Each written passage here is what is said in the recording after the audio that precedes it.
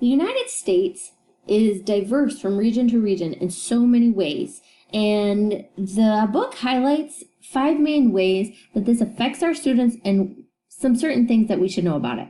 First of all, with education, our classrooms are going to be affected by local commitment to education and the amount of contribution from the community, and that's going to be different not only among the regions but also from city to city. So it's important for a teacher to know what kind of expectations there are going to be going into a school district.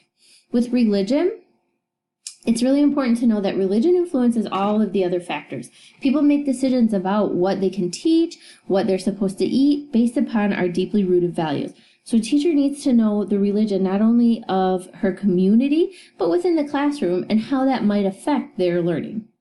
With politics, the important takeaway is that the United States is a very diverse country with many different views on politics. And so we must see other countries as also very diverse with many different views. We can't see one political decision made by one person and assume that an entire country is that way based upon what we know about ourselves.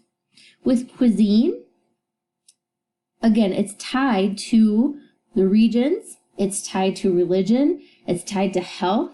Food is very important to people, and it's a way that a teacher can connect with her students, or that a student can connect locally. Perhaps if they're feeling not at home, food can really help comfort them in those times. And health, finally.